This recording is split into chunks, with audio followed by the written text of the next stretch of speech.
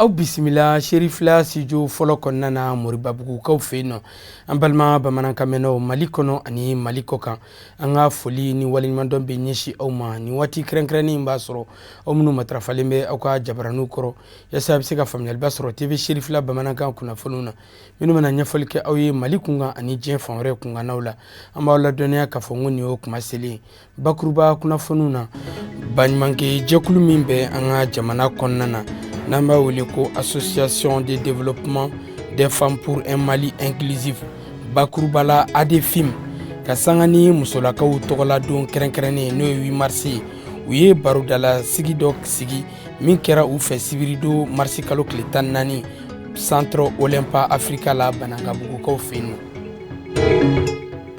seko ani dɔnko binakun kan lada do san o san marsi kalo waatiw mana se buguninkaw fɛ yen nɔ Mali cɛ ni muso ni denmisɛnnin ni maabakɔrɔ bɛɛ lajɛlen b'i kunda buguninkaw fɛ yen ka sabu kɛ festival international didadi ni a bɛ labɛn san o san Seydou Kulubali o n'a tɔw fɛ wasa ka an ka seko ani dɔnko ko yakubaya an ka jamana kɔnɔna na o fila na kɛ an ka bi bamanankan kunnafoniw la kunbabaw ye ka fara kunnafoni wɛrɛw kan.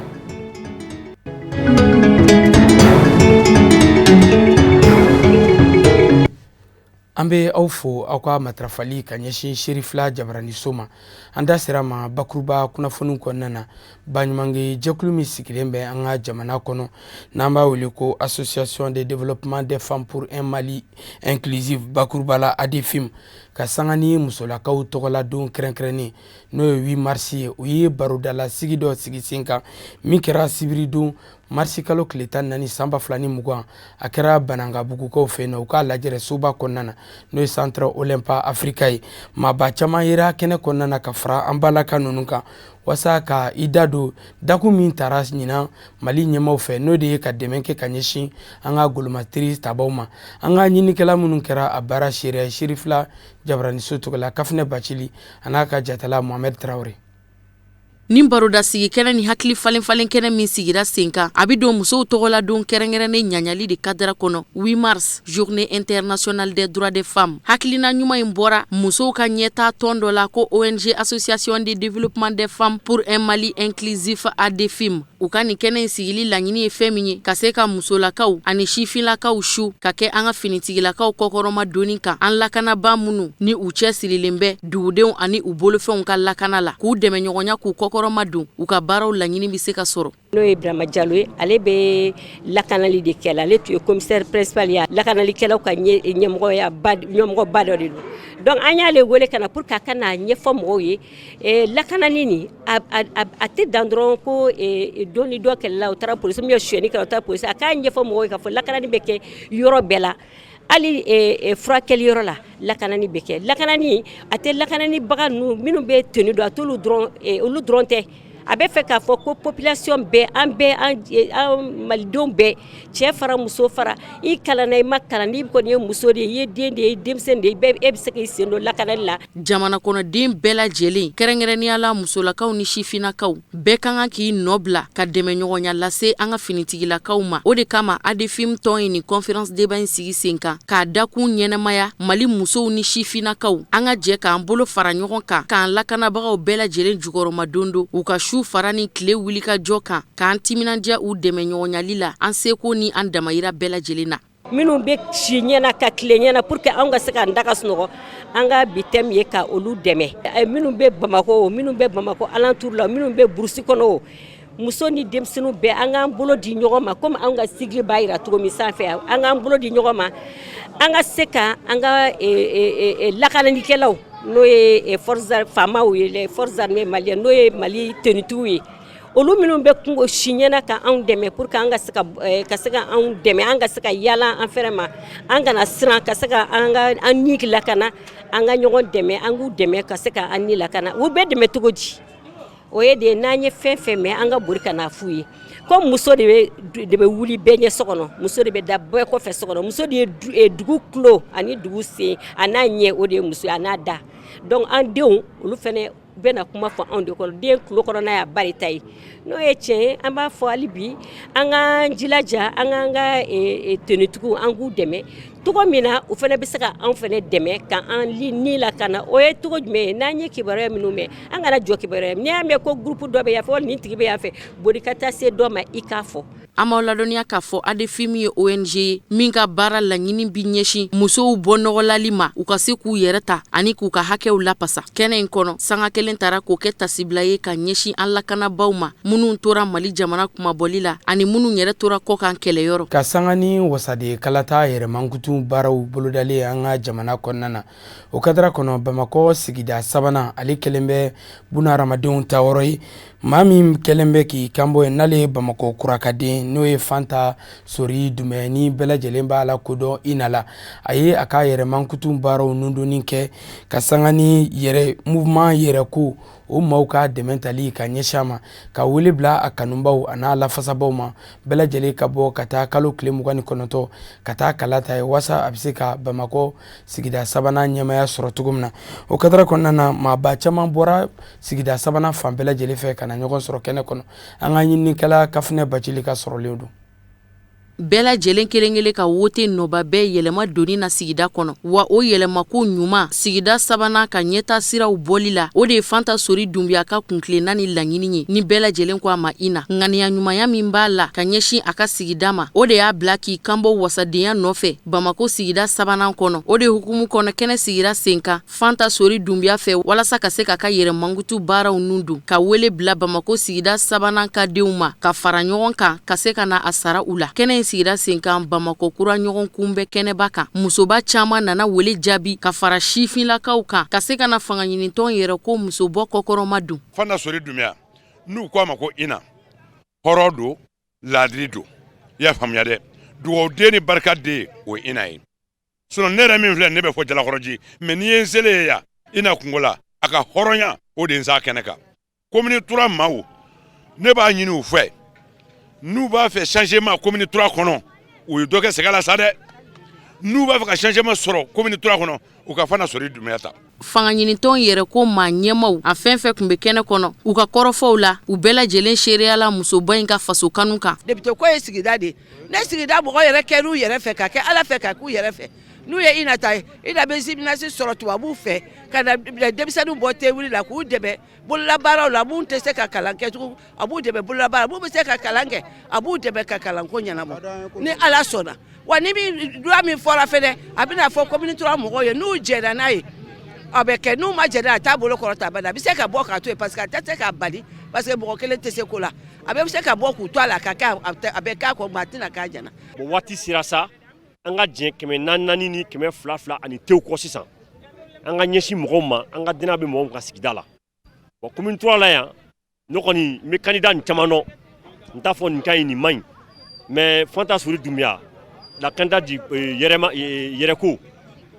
vraiment m'a dɔn mɔgɔ min don n'a sigira a bɛ se ka ko caman kɛ commune 3 la parce que m'a dɔn ani ne ye ko caman kɛ ɲɔgɔn fɛ wa an bɛ ka continuer ka fɛnw kɛ ɲɔgɔn fɛ donc o la n bɛ welewele da bɛɛ ma particulièrement commune 3 mɔgɔ bɛɛ an bɛɛ ka bɔ d'abord ka taa an ka carte d'électeur ta n'an taara an ka carte d'électeur ta maintenant an ka taa vote don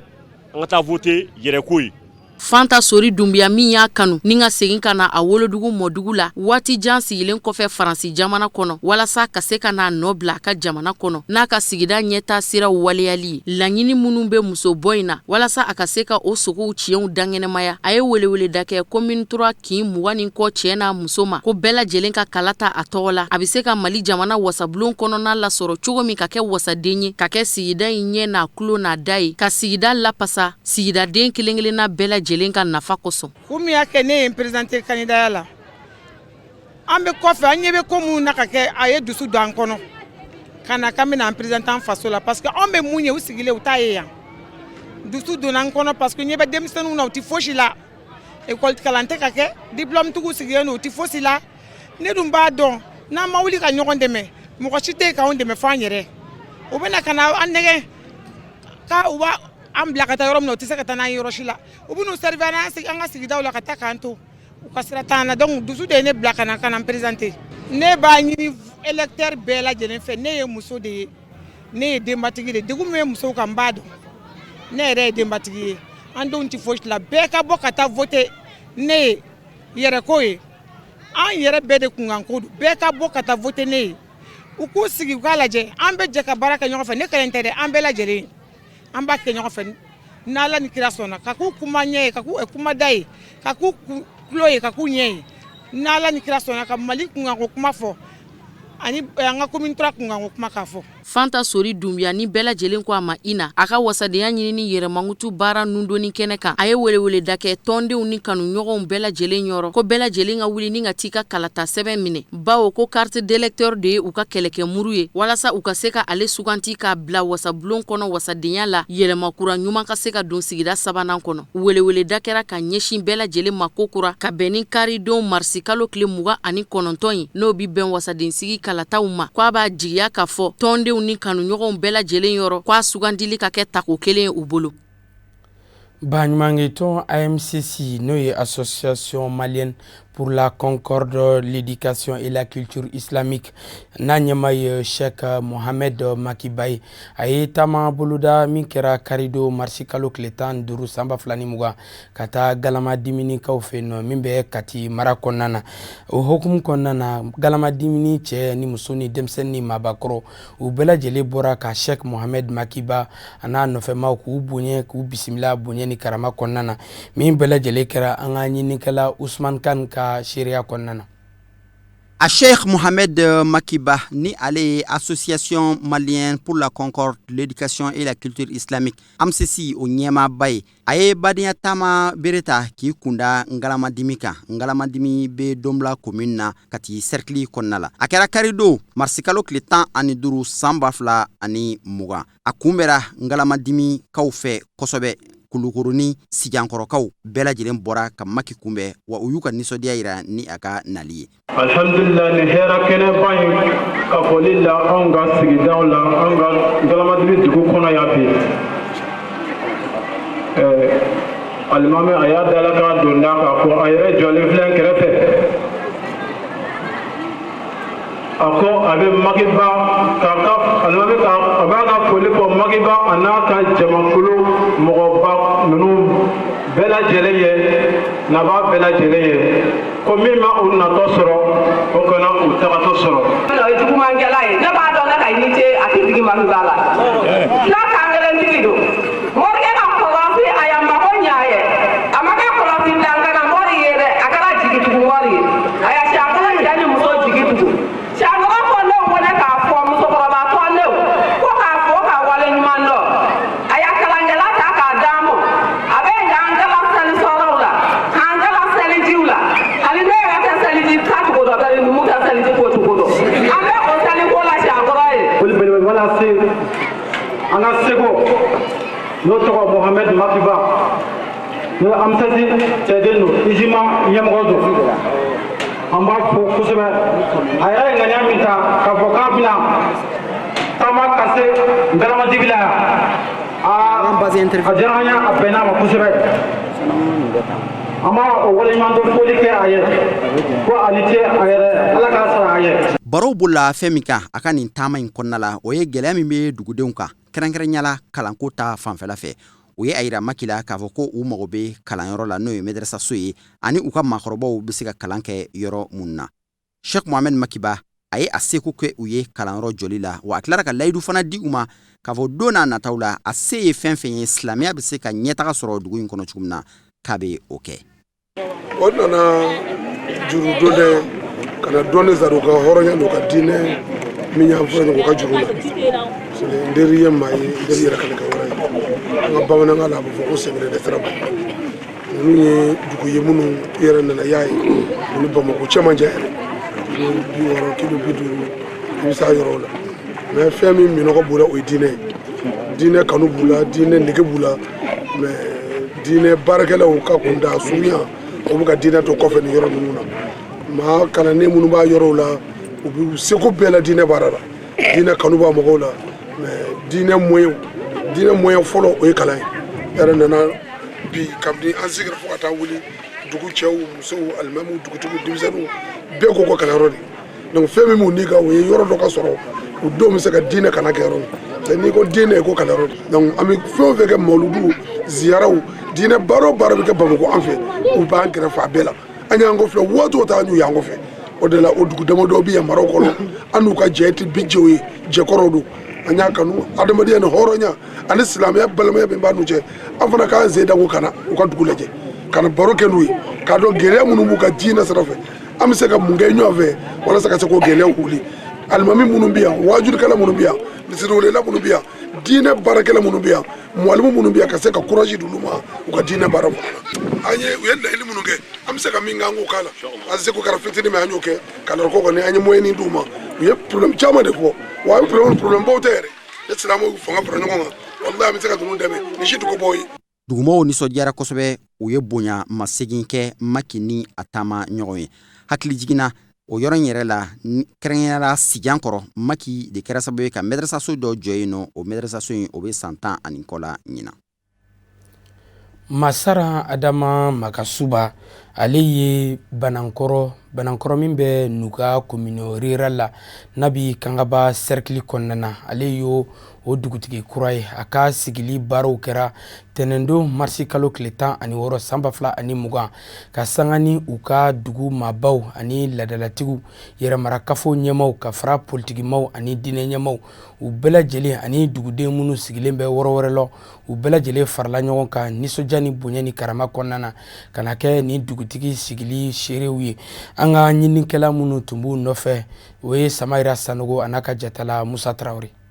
A si bɛ taa bila san 80 la Masara Adama Magasuba o de ye banankɔrɔ dugutigi 13 ye Nuga yɛrɛmarakafo kɔnɔna na Kangaba cercle kɔnɔna na. Ni dugutigisigi in kɛra waati kɛrɛnkɛrɛnnen ye banankɔrɔ cɛ muso ani denmisɛn bɛɛ lajɛlen bolo o k'o nisɔndiya baw ko baw tɛmɛ ka kɛ min m'a kɛ bɛɛ o ka mɛnni k'a lakale ka sanga ni o de ye o bɔra banankɔrɔ n'a dafɛ dugu bɛɛ lajɛlen na walasa ka se ka na kɛ ni dugutigisigi baara ninnu seereya ye. Ye dugutigi kɛnɛ de kibaruya min b'a la an bolo banankɔrɔ yan waritigi kɛ dugutigi yan setigi kɛ dugutigi yan i bɛ sigi fakulu le kan n'i kɛra fa de i bɛ sigilen fa ɲɛmɔgɔ min bɛ yan o le sigilen sigitɔlen nin bi dugu b'a baara bɛ min ye kɛ balimaya dɔ bɛn kɛ sigi dɔ bɛn fama minnu natɔ ko i bisimila ka lɔ an bɛ duguden dugutigi bɛ dugutigiya kɔrɔ le wele. Jamajɛkulu fan o fan ɲɛmɔgɔ de ka ɲi a la walasa baara ka se nɔgɔya ɲɛmaa bolo o tɛ ɲa dugudenw tɔw ka dɛmɛ kɔ o de kadira kɔnɔna na banankɔrɔ sifilakaw ye welewele bila dugudenw bɛɛ lajɛlen mɔ o ka se dɛmɛ ta ka ɲɛsin Masara Adama Magasuba ma sanga ni waati bɛɛ lajɛlen walasa dugu labaarali bɛ nɔgɔya a bolo. Ni dugutigi ye ci fɔ conseil b'a fɔ jeunesse ye vraiment an bɛ wuli an bɛ baara nin kɛ ka ɲa fo ka se Ala ta ma vraiment an kɔni an bɛ dugutigi nɔfɛ conseil ni jeunesse duguden bɛɛ an bɛɛ bɛ dugutigi nɔfɛ ka fara musow kan wele kan bɛ ne bolo ka fɔ ɲɛfɔ duguden ye ne b'a fɛ dugutigi kɔrɔ min bɔla ni bɛn ni sabati ye hali bi Ala ka to o bɛn kelen ni sabati ye an ka taa ni dugutigi kura ni fana ye. Dugutigilakaw ni politigilakaw ka baara bɛ ɲɔgɔn dafaden baw a bɛ kɛ sababu ka sigida yiriwa o de kadira kɔnɔna na Nuga yɛrɛmarakafo ɲɛma a nisɔndiyalen ka sanga ni dugutigisigi fɛti ye a y'a yira k'a fɔ bolodi ɲɔgɔnya min bɛ ale ni dugutigiw cɛ kunu o n'a to senna hali bi walasa baara ka se nɔgɔya olu bolo baw kumadɔnnaw b'a fɔ ko kulun kɔnɔmɔgɔ bɛɛ lajɛlen haminako ye ba tigɛ ko ɲuman ye. Jamana ka autorité fɔlɔfɔlɔ fɛngɛ a bɛ daminɛ dugutigi de la o bɛ bɔ a n'a ka conseiller donc ni problème bɛ yen automatiquement dugu kɔnɔ a bɛ taa fɔ dugutigi ye ni o dugutigi ma se ka ɲɛnabɔ o bɛ ci bila maire ma donc an bɛ ɲɔgɔn dafa ten quoi prenons ka baara kɛ n'a ye parce que dugu tɛ se ka baara ni dugutigi tɛ ko tɛ se ka dɔn nɔgɔya ni dugutigi ni maire mi tɛgɛ di ɲɔgɔn ma donc on prenons k'a tɛgɛ minɛ Adama Magasuba Banankɔrɔ pour que Banankɔrɔ an bɛ se ka baara kɛ ka ɲɛ cogoya min na. Dugutigi ye dugu maa gale ye a ka kɔlɔsiliw bɛ boli dugu maa bɛɛ lajɛlen kan o kadira kɔnɔna na a ka laɲini de ye dugu ka se yiriwa o fana de b'a kɛ maa ye min bɛ kɛ dugudenw ani faama min b'a kɛ dugudenw ka ciladen ye faamaw mɔ. Ayiwa ne bɛ nin bila minɛn fila kɔnɔ minɛn fɔlɔ o ye an ka laada ka dawula segin a ma an ka laada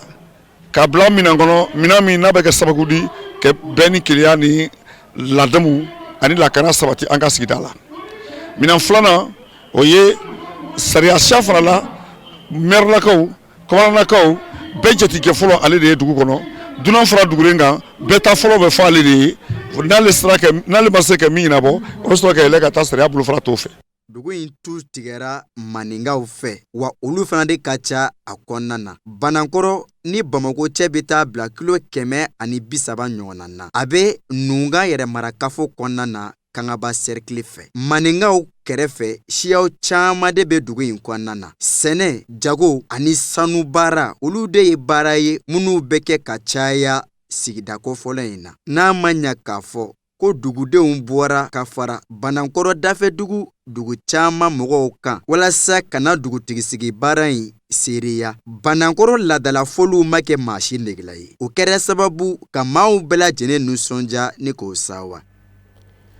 Cɛsiri ni wulikajɔ ani ɲɛtaa sabatiliko ɲuman o ye association Union des jeunes pour le renouveau o yo olu taabolo ye min kadara kɔnɔna na u ka san kelen sɔrɔli nisɔndiya munyamunyaw kɔnɔna na u ye wele bila maa caman ma ka bɔ Bamakɔ fan caman fɛ kɛrɛnkɛrɛnnin kɛr'u fɛ sibirido marsi kalo tile 14 sanba 2 ani 20 a kɛr'u fɛ ɲamakɔrɔkaw fɛ yen nɔ ka sanga ni maaba caman yeli kɛnɛ kɔnɔna na. An ka ɲinikɛla Mariétou Diallo ale bɛ ɲɛfɔli k'a ko kan. UJR, Union des jeunes pour le renouveau, ka Mali fasoden kura dilan o de ni association in ka baaraw kun ye. A ka san kelen anniversaire ɲaɲani baaraw o kɛra Ɲamakɔrɔ secteur 4 la ni ka wele bila dɔnkilidala caman ma, maakɔrɔbaw, maires, dugutigiw ani invité caman ni association in sigila Ɲamakɔrɔ denmisɛnninw fɛ walasa u k'u tɔɲɔgɔnw kuma ɲɔgɔnya ka kokolonkɛw dabila. UJR ne suanzi u ka marraine ye. A diyara n ye a bonyana ma. Le fait que denmisɛnninw farala ɲɔgɔn kan ka sensibilisation kɛ k'u ka o denmisɛnninw bɔ o sira jugu ninnu kan. Vraiment ne kɛra marraine a diyara n ye a bonyana ma kosɛbɛ. San kelen kɔnɔ UJR ye baara caman kɛ wa maa caman ye u dɛmɛ o baara ninnu na. O de hukumu kɔnɔna la u ye wele bila o maa ninnu ma ni ka jɔnjɔn ta k'a d'u ma k'u fo u ka fasoden ɲumanya baaraw la. An ka association an y'a sigi a bɛ san kelen bɔ. San kelen sela maintenant an ka fɛɛrɛ kɛ ka san kelen ɲɛnajɛ kɛ. O san kelen ɲɛnajɛ kɔnɔna la an sera ka baara ɲuman minnu kɛ ka se maintenant ka da ɲamakɔrɔkaw tulo kan. Ani maintenant baara wɛrɛ minnu b'an bolo maintenant ka kɛ k'o ɲɛf'u ye.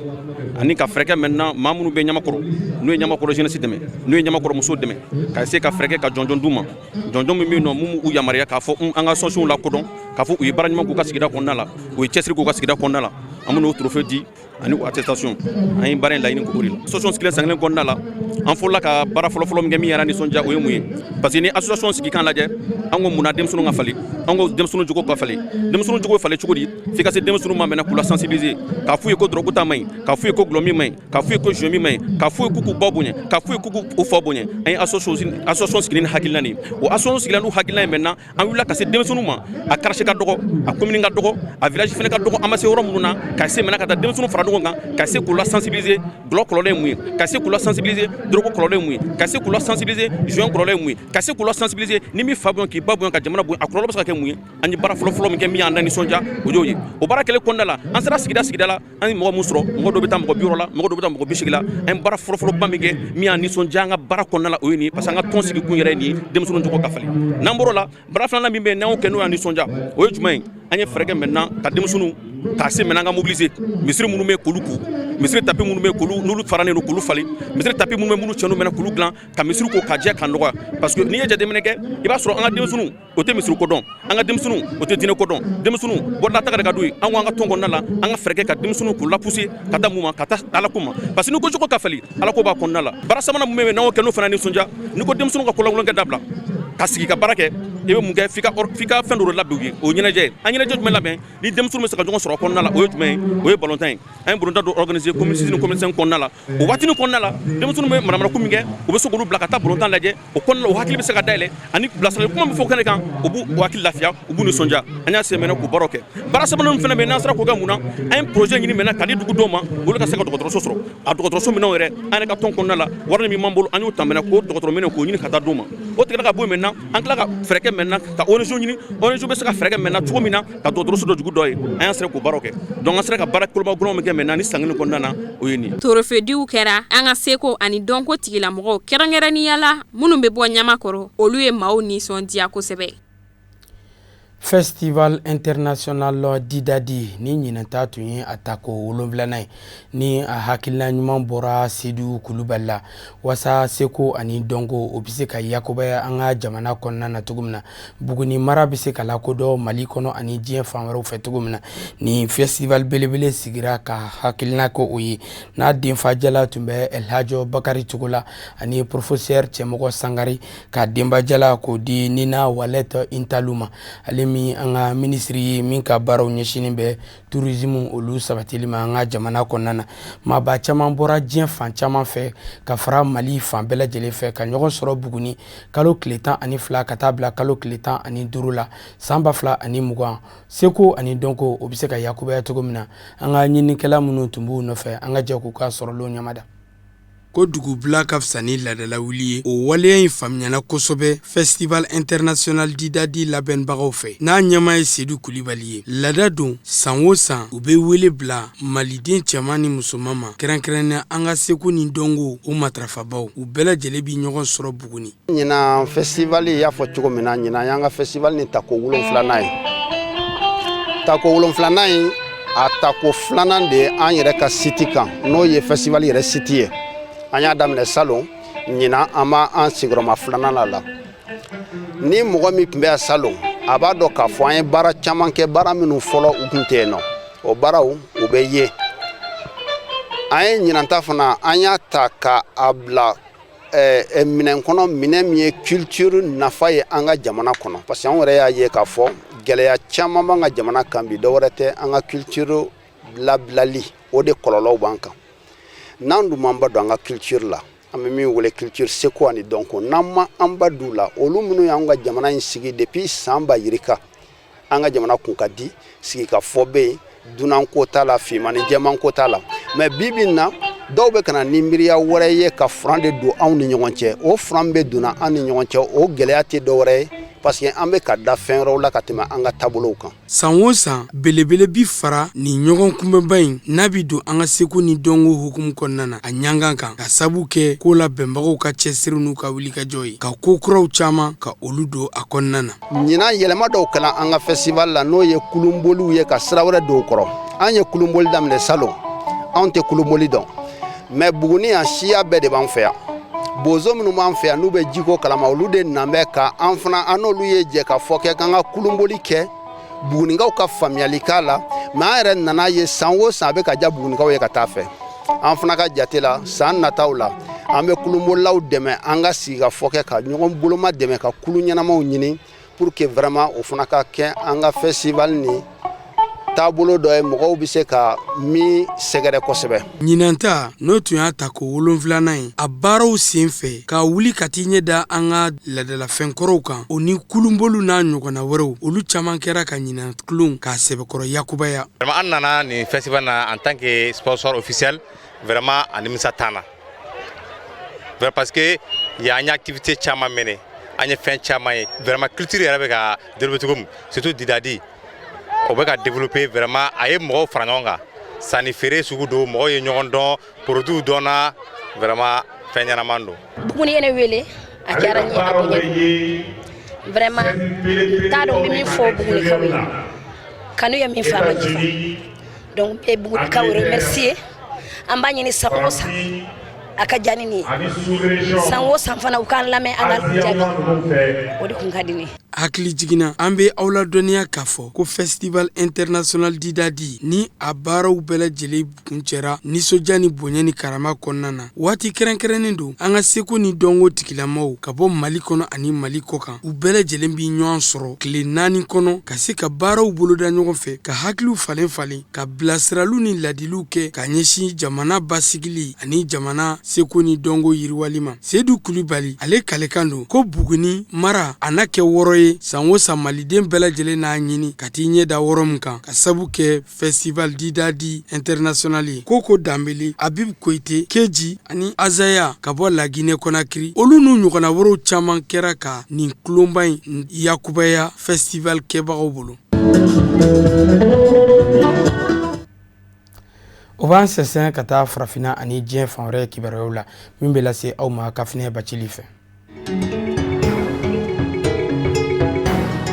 Lagine Konakiri jamana kono farafina klebian fanfɛ jamanaw ka tɔn communauté des états d'Afrique de l'Ouest CEDEAO tɔnden jamanaw ka maajolen dɔw kun kan ka taama boloda ka ɲɛsin Lagine ma faba la Konakiri ka bɛn tarata marsikalo tile 17 ma u ko cidenkulu nunu ma mission de haut niveau taama in cɛra ka bɔ a dɔgɔkɔrɔ kunnafoni sɔrɔlenw ka fɔla ko coronavirus banakisɛ min ni o kɛnbɛ ka diɲɛ minɛ bi ko baara ɲɔngirila ka da o banakisɛ ko kan taama in yɛrɛ laɲini kun ye fɛn min ye CEDEAO cidenkulu maajolen nunu fɛ ka ɲɛsin Lagine Konakiri ma o ye ka se ka taa fɔ ka bɛn kɛ jamana ɲɛma Alpha Condé yɔrɔ la hali n'o y'a sɔrɔ taama in bɔra dɔgɔkɔrɔ ka sababu kɛ coronavirus banakisɛ ko ye nga a bɛra ta coronavirus bana dondon Lagine Konakiri jamana kɔnɔ fo ka na se bi ma maa kelen de yera k'a fɔ coronavirus kun bɛ maa min na CEDEAO jamana ka cidenkulu maajolen minnu ni olu kun kan ka taama in dangɛnɛmaya Lagine Konakiri kɔnɔ walasa ka se ka taa cɛ bɛn sigi boloda tɔnden jamana ɲɛmɔgɔ 4 kun bɛ cidenkulu ninnu cɛma i n'a fɔ komi Nigeria jamana ɲɛma Muhammadu Buhari, Côte d'Ivoire jamana ɲɛma Alassane Ouattara, Niger jamana ɲɛma Muhammadu Isufu ani Nana Akufo-Addo ni o ye Ghana jamana ɲɛma ye ɲɔgɔnya yɛrɛ fanba kun bi taa munumunu Lagine Konakiri kalatako de kun kan kalata min ni a lagosira fanga sinamatɔnw ani forobatɔnw fɛ CEDEAO cidenkulu nunu ka nali kalata sɛbɛn fichier électoral ko kun bɛna jate minɛ k'a ɲɛnɛbɔ taama in sen fɛ ka labana ka fanga sinamatɔnw sen do kalata in baaraw la ka bɛn kari ma.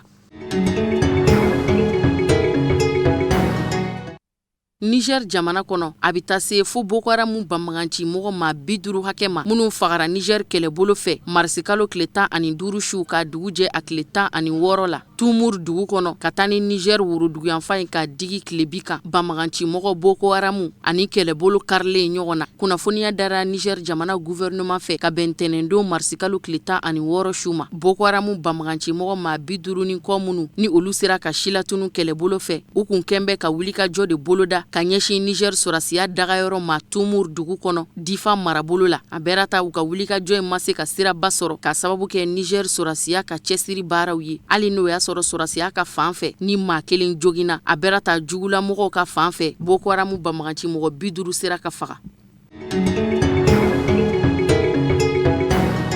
Togo jamana kɔnɔ an bɛ don min na i n'a fɔ komi bi Gabriel Agbeyo Mekojo bɛ se ka nɔ minɛ kiri binakun kan procureur de la République fɛ Togo jamana ɲɛmaasi ye kalata jaabi bɔlenw na fanga sinamatɔn maa ɲɛma in de kun kɔ dalen bɛ jamana ɲɛma kɔ a la n'a bɔra k'i jɔ ni jɔyɔrɔ 2nan ye nka a bɛra ta n'a kuma jɛni jaabi bɔlen ye ni maa in kun ye ɲuɲu ni ɲaɲa boloda ka dantigɛli kɛ k'a fɔ ko ale de kɛra jamana ɲɛma ye kiri binakun kan tanga birifini min ni o bɛ da maaw kan walasa i kana se ka ɲangi wasadenw ye o wuli ka bɔ Gabriel Agbeyo Mekojo kan ka bɛn tɛnɛ ma fanga sinamatɔn maa ɲɛma in n'a ye minisiri ɲɛmaya kɛ Togo jamana kɔnɔ bolodengɔni silen do a ma k'a fɔ a nɔyera basigi tiɲɛni na min kɛra sababu ye ni ka dangarikɛ jamana yɛrɛ kɔnɔna lakanako la Togo jamana wasablon kɔnɔ a bɛ taa se wasaden 80 na fanga ɲinintɔnw tɔgɔ la fanga ɲinintɔn minnu ni olu ni fanga bɛ ɲɔgɔn kan fɔ olu de jɛra ni ka wote walasa tanga birifini bɛ se ka bɔ minisiri ɲɛma kɔrɔ in kan cogo min k'a yamaruya a ka se ka nɔ minɛ ka kiri wasablon kɔnɔna mumɛ wasaden 2 olu de ma jɛ ni immunité in wulili ye wasaden 8 tɔ olu y'u yɛrɛ minɛ wasaden ninnu tilala k'a laɲini jamana procureur général fɛ k'a bɛ se ka baaraw nun don walasa ka se ka Gabriel Agbeyo Mekojo nɔ minɛ kiri binakun kan. Nigeria jamana kɔnɔ kasara min ni o dangɛnɛmayara kari don n'a kɛra sababu ye taji latɛmɛ sira dɔ fodona Lagos kasara ye maa minnu sɔrɔ ani kasarabagatɔw ka denbayaw bɛɛ lajɛlen de bɛ ɲɛji la ka bɛn ni ntɛnɛndon ye Nigeria jamana maa ɲɛmaw jamana ɲɛma Muhammadu Buhari ka yamaruya kɔnɔ bilankɔrɔ mugu dɔ kɛrɛnkɛrɛnna ni k'o bila maa kasarabagatɔ ninnu ka bolo kan dɛmɛɲɔgɔnya kadara kɔnɔ kasara min ni a kɛra sababu ye ni ka maa 19 bɔnɛ u niw na musaka min ni a bɛna don kasarabagatɔ ninnu dɛmɛɲɔgɔnyali dafɛ faransefa wari la a bɛ t'i jɔ miliyari 3 kɔri 2 la n'a falenna Nigeria wari la a bɛ bɛn naira miliyari 2 ma euro wari jate miliyɔn 4 kɔri 8 don dɛmɛɲɔgɔnya min ni a bɛna bɔ Nigeria jamana maa ɲɛmaw yɔrɔ k'a kɛ kasarabagatɔ ninnu ye a dabɔkun ye ɲɛjiw cɛli ye ani ka jigisigi waliyaw kɛ Nigeria jamana maa ɲɛmaw ye kunnafoni da k'a fɔ ko sɛgɛsɛgɛli baaraw fana bɛ nun don walasa ka se ka ko in tiɲɛ jɔnjɔn dangɛnɛmaya fodoni in kɛra cogoya min na a ka se ka bugunatigɛ ka sidɔn kunnafoni kunfɔlɔw y'a jira k'a fɔ maa 19 minnu ni olu bɔnɛna u niw na ni ka labana ka maa 10 kɔ jogin kosɛbɛ batiman 10 kɔ olu fana dajira ta fodoni senfɛ nga ali bina ka biya ko sɛgɛsɛgɛli baaraw bi sena walasa ka se ka dɛmɛ do kasarabagatɔw ma ani ka ɲininin kɛ walasa maaw bi se ka wɔgɔbɛ cogo min kasara in yɛrɛ kɛra kin min na jamana ɲɛma dagayɔrɔ kin do Lagos duguba bi ŋuna ni kin min yɛrɛ ye coy n'o ye u ka capital économique ye. O fana bɛ dansiri bi bamanankan kunnafoni sɔrɔlo na mina bɛna kunnafoni so ɲamayaso fɛ kalasaw ma ka sangani ni kuma ye aw ni ce aw ka ɲɔgɔndali fɛ laseli wɛrɛ aw ni Mamadu Cherif Ben Sumano bɛ ɲɔgɔn sɔrɔ aw kan bɛn diɲɛ waati wɛrɛ.